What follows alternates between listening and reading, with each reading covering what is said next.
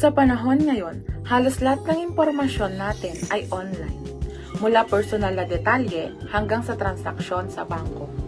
Pero alam mo ba kung gaano kahalaga ito at paano ito dapat protektahan? Tara, alamin natin ang kahalagahan ng data privacy sa ating pang-araw-araw na buhay. Ano nga ba ang data privacy? Ang data privacy ay karapatan nating kontrolin kung paano ginagamit at pinoprotektahan ang ating impormasyon. Pero, ano ang maaaring mangyari kung mapunta ito sa maling kamay? Halimbawa, nakatanggap ka ng tawag mula sa bangko. Hinihingi ang iyong personal na impormasyon. Dahil nagtiwala ka, ibinigay mo ito, ngunit scam pala ito. Sa ganitong sitwasyon, maaaring magamit ang iyong impormasyon sa panloloko at pagnanakaw ng pera. Una, gumamit ng malakas na password. Halimbawa, gumamit ka ng password 123. Diba madaling mahulaan ng hacker ang password mo, kaya na-access nila ang iyong account.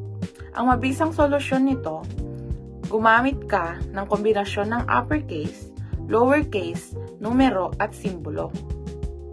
Pangalawa, huwag gumamit ng public wifi para sa sensitibong transaksyon. Halimbawa, nag-login ka sa isang online banking gamit ang libreng wifi sa isang cafe. Nakuha ng hacker ang credentials mo dahil unsecured ang network. Ang mabisang solusyon nito, gumamit ka ng secure na network o mobile data. At ang pangatlo, mag-ingat sa social media privacy settings.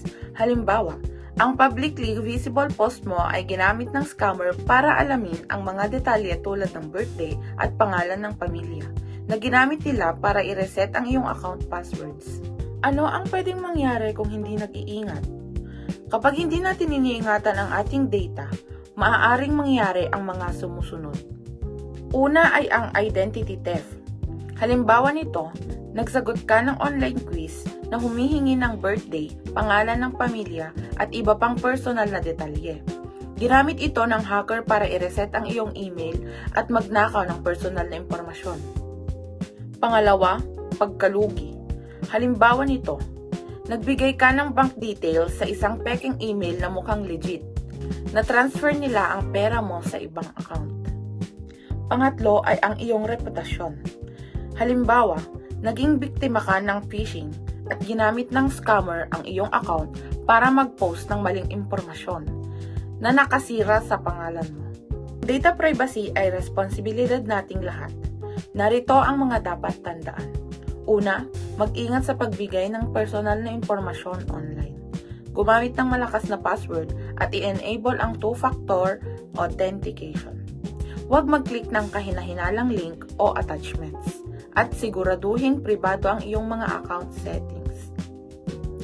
Sa data privacy, ang kaalaman at tamang aksyon ang ating pinakamalakas na proteksyon. Protektahan ang sarili, alalahanin ang kaligtasan online ay seguridad din sa totoong buhay.